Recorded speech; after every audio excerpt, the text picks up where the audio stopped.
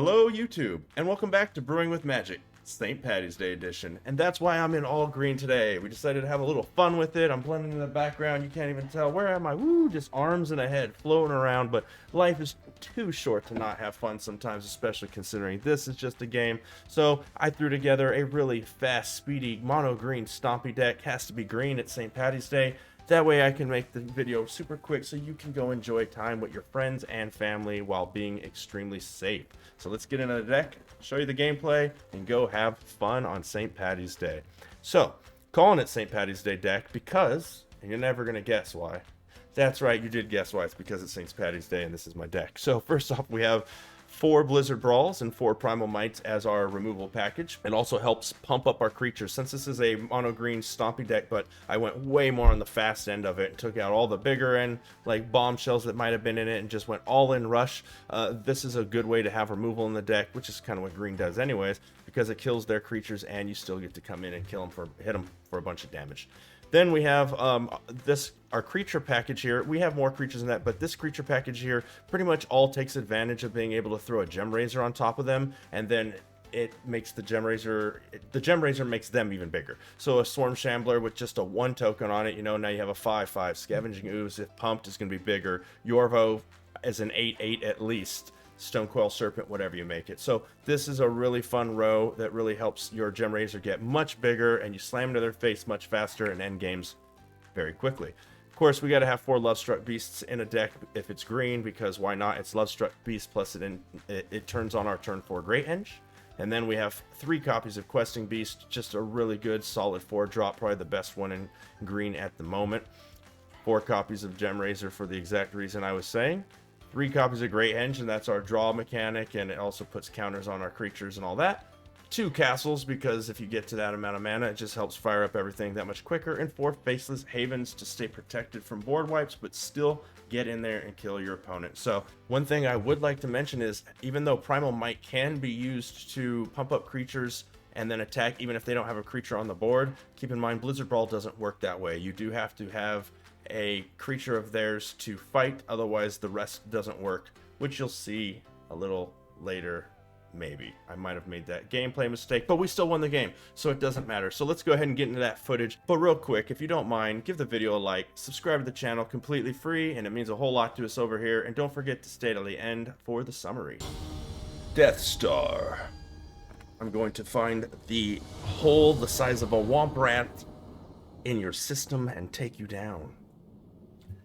It's very specific. We go first. We have 3 lands, 2 green, and a faceless, 2 Stonecoils or Yorvo, and a questing. I'm gonna keep it because theoretically we have a turn 1, 2, 3, and 4. And let's throw the Stonecoil on 1. Let's make theoretical an actual thing, a reality. Let's see what the Death Star's up to. Probably shooting down planets with their fabled passages. Can we draw something fun for turn 2? Can we draw another forest for turn 3? Well, turn 3 now, at least we know we have a turn 3 play.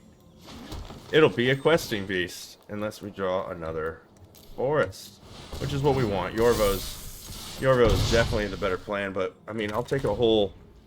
It's not a flock of... yeah, what... A flock of snakes? No, I think it's not a brood? A brood of snakes?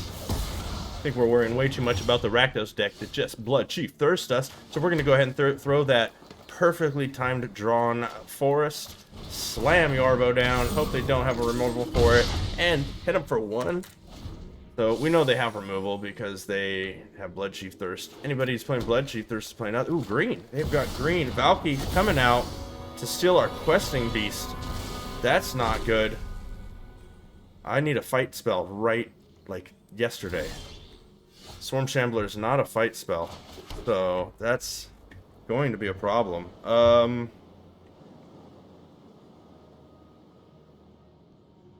So do I want to attack with the Faceless Haven, or do I want to improve my board state? They're not going to wipe the board. See, they're playing Valky and they have Blood Chief Thirst, so my opinion is they have board wipes in this deck. They just aren't pulling them out yet. Thing is Yorvo is going to get much bigger if I throw creatures. Board state. all in. Rush deck. Yorvo gets bigger. Serpent for 3.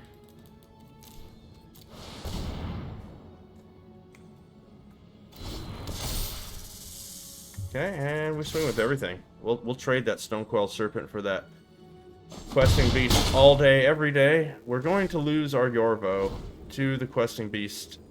I mean, they're going to use their... Okay, they do not use the Questing Beast. Oh, that was what I was nervous of. So next turn, a Shadow's Verdict.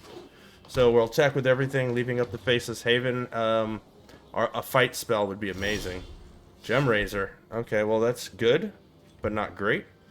Because... So the Faceless Haven... I think we get way more damage with the Gem Razor now on the Yorvo. Because then they can't block it if they're going to board wipe. And then we lead into our Faceless Haven to finish the game. So yes, that's what we're doing. We'll throw that on Yorvo. Put it over. And we are swinging with the squad, I believe. So if he blocks this, he takes 8, 9, 10, 11, 12, 13. I think I go with everything. He has to block the 3/3. I think. He has to block something. He, she, they, sorry.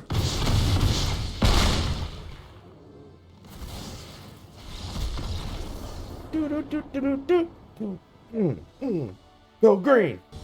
Waiting for Alex Jones. Oh, wow. That was an aggressive stance for an aggressive name.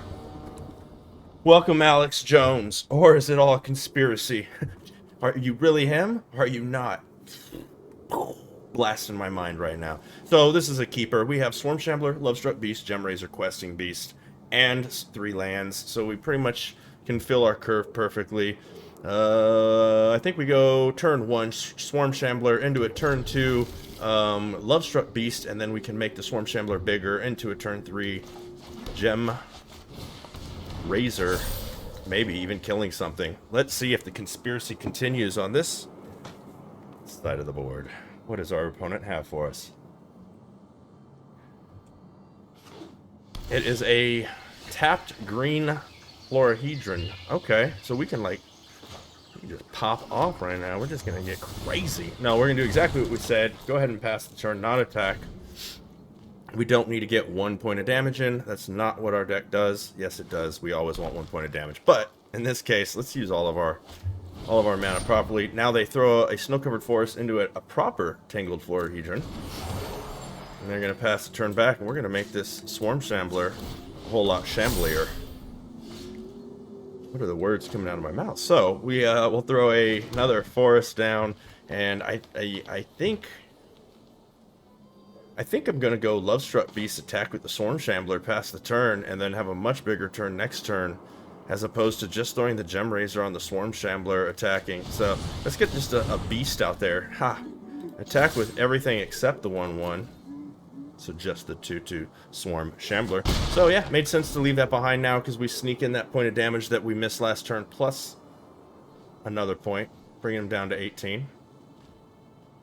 They are going to have 4 land available now with the Tangled Florahedron that I could have taken out with the Blizzard Brawl, but like I said, I think advancing the board state, that's what they're going to try to do, is throw something big, like, what do they got? Oh, it's an Asika, God of the Tree. That feels like a desperation move, but maybe not. They're mono green. Why would that be? I don't know. Just, usually I like that on the Prismatic Bridge side. So we'll throw another land, which is a great draw for us. Nothing in the graveyard, so Ooze doesn't look that great. I wish I would have thrown it as the enchantment. That would have been amazing for our Gem Razor. So, what I think we do here, I want to throw the Questing Beast this turn, but we could do the Questing Beast next turn and eliminate a bunch of their mana, and if they need other colors other than just green, we want to get rid of that now. So, we are going to start off by using the Lovestruck Beast to go ahead and kill the Asika, God of the Tree. And then they might just chump block with that, so this Gem Razor's no good. Let's save the Gem Razor for another turn. Let's throw the Scavenging Ooze. And let's go ahead and attack with those two right there, the 2/2 and the 6/4 Love Struck Beast, and that leaves us a mana open for the Scavenging Ooze to go ahead and clean up the... Let's just do it now so we don't have to wait with a bunch of stops and they can't do any weird tricks. I don't know what Alex Jones has going on over there. They throw another land, so they are now on available to hit 6 land with the castle. 1, 2, 3, 4 plus that. So it's a Jorn. Nope. Nope. We've got a Jorn. Into another Tangled Forhedron. And we draw another Gem Razor. So they easily can get... Okay, so what we're going to do is we're going to throw the Gem Razor. And we're going to throw it on our Swarm Shambler. Putting that on over, giving us a 6/6. And then we're going to swing with everything except for the 1/1 token. And if they want to trade their 3/3 for our Scavenging Ooze, take those trades all day long. Woo! That's what I'm talking about. St. Patty's Day. I mean, I had fun. I don't know what you're talking about. Photo.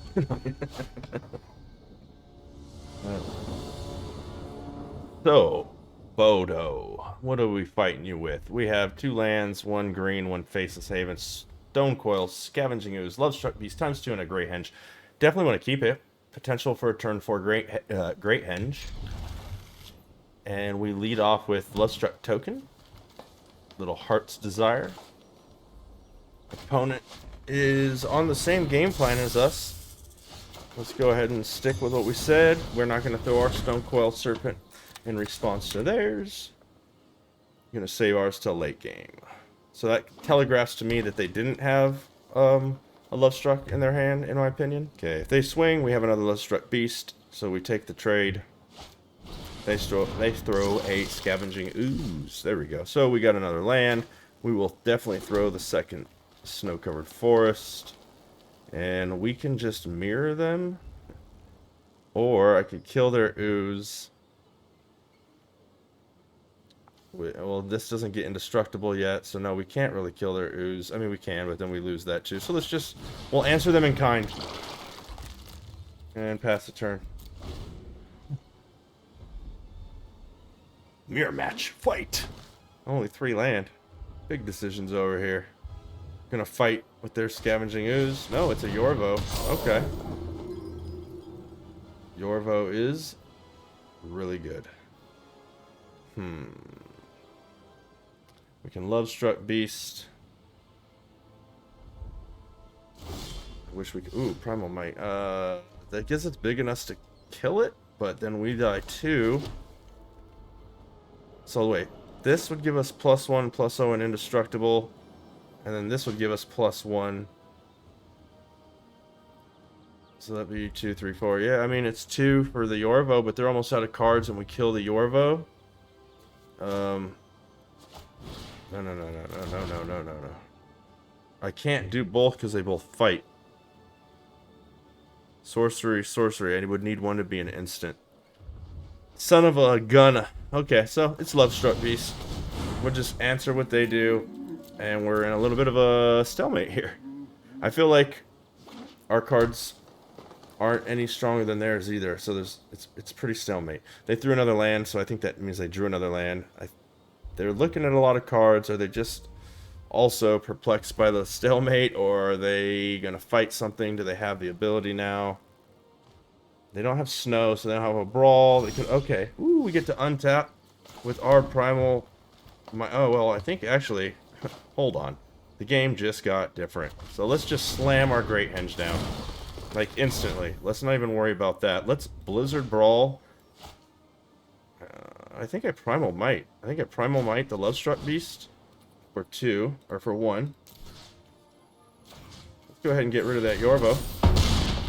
Get out of here. We don't like you. I wish I had 1 mana open, but we're going to pass the turn. We have a commanding... They're going to get... Yeah, see, they get to eat our stuff. Oh, you should have eaten your... Eat your creatures. I mean, we have Blizzard Brawl to take that out next turn. There's not enough creatures for them to eat for that to affect us. So that's why I wasn't even going to attack. It was not in my plans to begin with, Bodo. Another land. They are flooding out a little, which is not bad for us because, I mean, We don't have many more cards than them. If we hit another land drop, we're no... Yeah, they're no more flooded than us. It's pretty much been an even game. Land for land, creature for creature, cards in hand for cards for hand, but we just had a few stronger cards. The Lovestruck Beast is more value. The Great Henge. There we go. See, land for land. Pretty much the same. 100%. We want to go ahead and just... Let's eliminate the Scavenging Ooze. Let's get that out of here. Then let's start drawing some cards. We have a 1/1. I don't think they can kill it, but safe than sorry. Better safe than sorry. Throw that. Get another land. We're gonna hold back on the Stone Coil, make it really big. We're gonna eat their creature. I don't think we had anything over here, and we'll take the trade this time. We have another 1/1. Nah, yeah. Let's take it. Let's take it. Take that trade. Let's wipe their whole board. Okay, they blocked the 6/2. Still doesn't kill it. Then we get in the other damage, taking them down to 17. Us at 25. They have 4 cards in hand. Us 2, but we have a full board state. Another land. The Shuffler is just giving us a land fight. A Vorinclex. Talk about things you weren't expecting to see.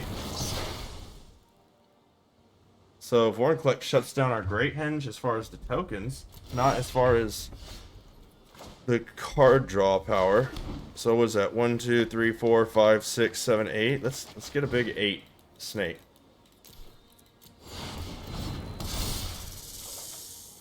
Oh, it doesn't get tokens.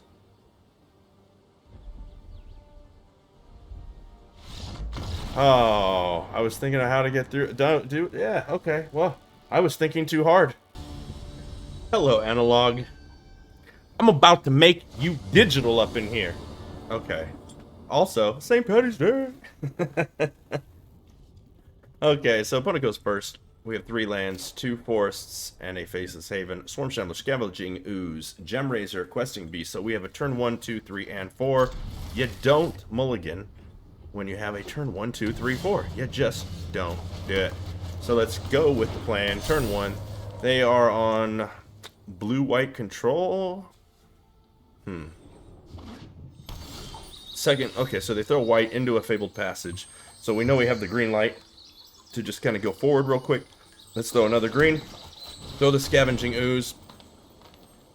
They could have board wipes with the white, but hey. We're Stompy. St. Patty's Stomps. St. Patty's Day Stompy Day. Mono green and getting mean. Coming in. Let's get digital.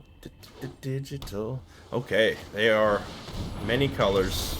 Elspeth's Nightmare is going to go ahead and clean that up. But that's okay because we have a plan of our own, which is that they can't take anything from our hand.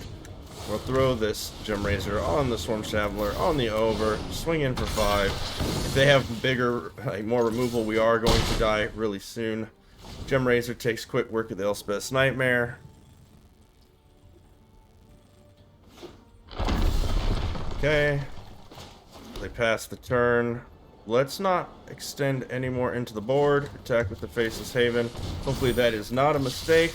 Nope, they have nothing. They have nothing. They didn't even slow down at all. Slamming into them for 9, taking them down to 5. They can wipe our board. Elspeth conquers deck, takes out the Gem Razor. If we top deck a land, we win the game. We fire up the Faceless Haven into the... There it is. So we throw that. We go ahead and fire this up. And then we will... Oh, it's sorcery! I didn't even go into that phase. Well, it didn't matter. Analog realizes that we had the game beat. We have Brada Zia. That's as close as I'm getting. We'll go with the opponent. So we go first. We have 2 Stone Coils. We have 2 Snow-Covered Forests, a Swarm Shambler, Scavenging Ooze, and a Gem Razor. So that's a good hand. I mean, it fills out the curve one way or the other. Swarm Shambler can get bigger for the Gem Razor. Stone Coils are good for the Gem Razor. Pretty much the hand synergizes pretty strong. So we'll go with the Swarm Shambler and pass the turn to opponent. They are on red into a Fireblade Charger, so I'm going to assume mono red. So we will throw the snow-covered forest that we just dropped. Drew. When you're doing content, folks, sometimes your brain and your mouth do not sync up. So let's start this over again. We'll throw the land that we just threw. I'm still doing it. And we're going to actually... I don't think we passed the turn 100% here because and try to do a trick here, because I think they're going to block and then just kill this. If we throw the Scavenging Ooze, we still lose this. So I'm going to not attack. I'm going to pass. We are going to block, knowing that they're going to do a trick like the Dwarf, the +2/+0 or +3/+0 or whatever, and they're going to kill our Swarm Shambler. But if we would have thrown anything else on the board and they pumped this, they could kill this when we block, and then they kill the creature on the board also, and a lot can go wrong with that turn. So Robber of the Rich is their play. So now we get a little bit punished for that there. That's okay though. See if they attack into that. They do. So I as much as I would like to slam the Gem Razor next turn, I'm going to definitely going to take the block. We'll activate the ability, and we'll just take the trade. Take one from the Fireblade Charger, kill their robber, and take our turn. And we want to gain life. So I'm going to Scavenging Ooze. We could have done a Stone Coil for the same amount when it's all said and done, but I'm going to throw the Scavenging Ooze, eat their Robber the Rich, end the turn, pass it back. And sometimes, you know, we are playing mono green Stompy, but sometimes when you're playing against a deck that's faster than you, you have to realize what your role is. And at the moment, our role, Frostbite, good card, our role now is to be the control player. They're just trying to break through as much as they can. So they wasted kind of their whole turn probably to Frostbite, one creature, and then they Bone Crush us for 2. They're just trying to get as much damage as they can as fast as possible. We just keep throwing threats in the way. So we'll pay 3, throw out the Stone Coil Serpent, and end the turn. And then next turn we can throw the Gem Razor on it. I don't think there's a whole lot they can do against that. We have another Gem Razor to back up when they throw a Embercleave. So, yeah, we have a game plan. They're gonna... Oh, it's an Annex. Annex is really strong. Another land is not bad for us. So, do we Gem Razor this turn? Yeah, because it just gives us a huge blocker and they just can't do anything anymore. So let's go ahead and throw the Gem Razor on the Stone Coil Serpent on the over, making it huge. It blows up the Annex. I forgot Annex is an enchantment. The deck's better than me. Yeah, that's why you play this on St. Paddy's Day, because if you're drinking a little too much, the deck will run itself, literally, ladies and gentlemen. So we'll go ahead at this point and swing. No, they don't have an Annex. Let's go in. They could kill our Swarm Shambler. In fact, I should have thrown the Swarm Shambler after the attack. That was 100% a misplay, but maybe we'll get them to take a block now.